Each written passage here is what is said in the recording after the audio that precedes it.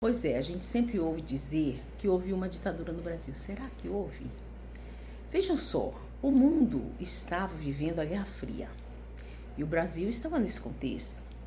A expansão da União Soviética chegava ao lado das Américas e tomou Cuba para si, transformando Cuba num país comunista. Muita miséria, de sofrimento para o povo de Cuba. Até hoje eles estão lá, sofrendo, com as provisões sendo controladas. E nós assistimos Cuba esses anos todos.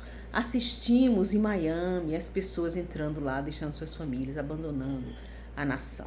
E sabemos que esse sistema, em todo lugar que passou, só trouxe miséria, destruição e dor. E nós estávamos vivendo, neste tempo, um período em que existiam aqui forças revolucionárias tentando implantar a ditadura do proletariado. E eles diziam que a gente viveu uma ditadura, mas uma ditadura sempre tem um ditador. O Brasil não teve ditadura.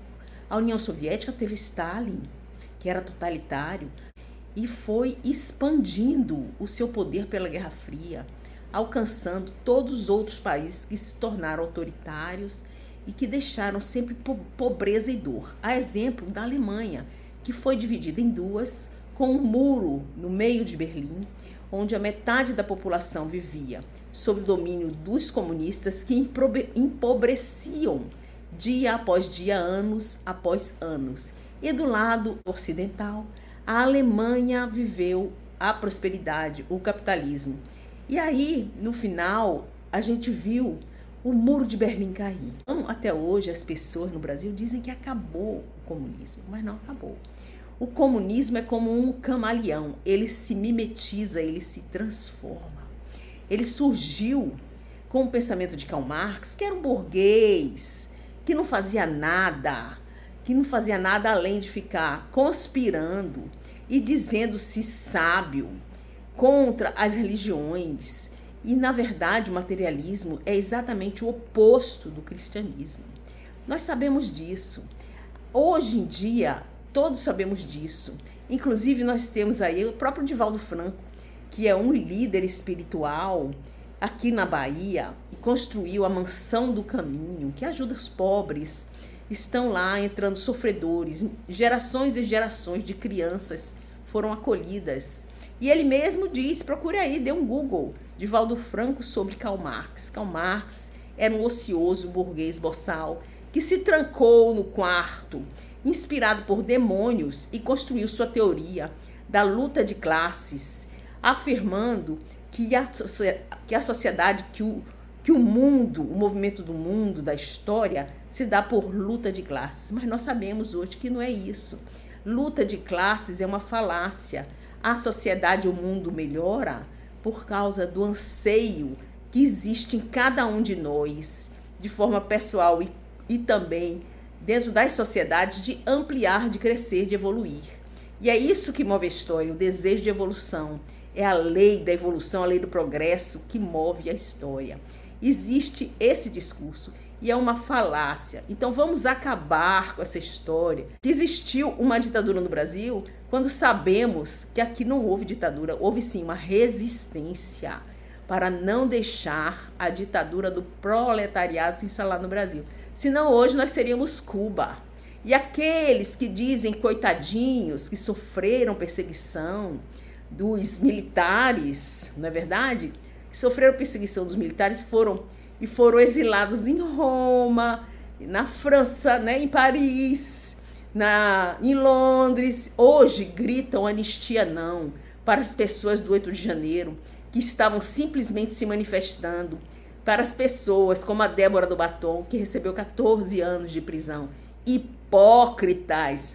Vocês que falaram tanto em combater a ditadura, hoje vocês repetem esse mantra anistia não, para poupar pessoas simples, velhinhas, de Bíblia na mão. Então, ficamos atentos a essas pessoas que se dizem protetores dos pobres, quando na verdade o PT, que se fortaleceu em função desse discurso de coitadismo, traiu os trabalhadores. Partido dos Trabalhadores, que surgiu lá na década de 70 falando que ia proteger os trabalhadores, não protegeu nada. Eles traíram os trabalhadores quando surgiram lá na época da transição em que a indústria começou, e eles diziam que a sociedade era formada por proletários e burgueses, os que só tinham a prole e aqueles que detêm os meios de produção.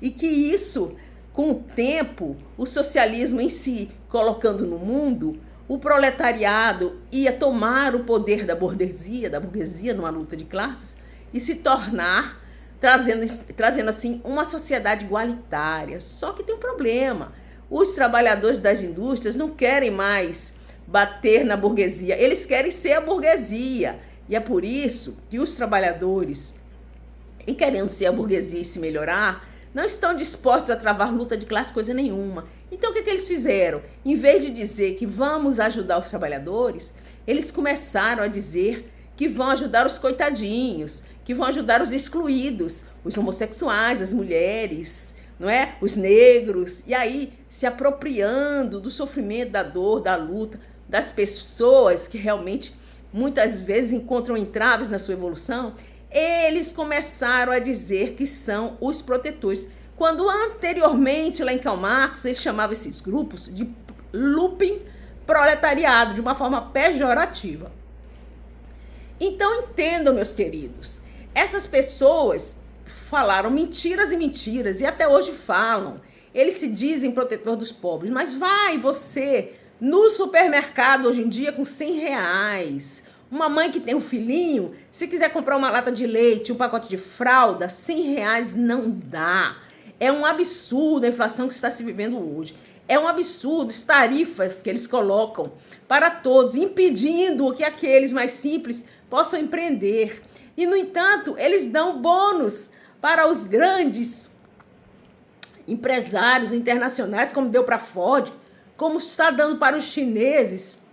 É isenção de pagamento de imposto. E se você quiser fazer qualquer empreendimento, até um cachorro quente que você venda na rua, eles vão perseguir e vão fazer com que você pague impostos. É por isso que a gente está vendo no Brasil inteiro as portas fechando, as lojas fechando. Vamos agora, no final, em outubro de 2026, dar o troco. Vamos eleger o Flávio Bolsonaro e retomar o desenvolvimento do nosso país, porque essa é a última chance. Nós vamos colocar 4 novos ministros no STF.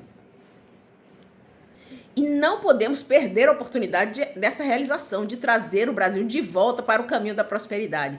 Então, vote Flávio, se engaje nas campanhas e deixa aí o seu recado para mim, dizendo o que você acha disso tudo que eu falei. Complemente a minha fala para que eu possa crescer com você. Deixe seu like e compartilhe. É isso aí, até mais.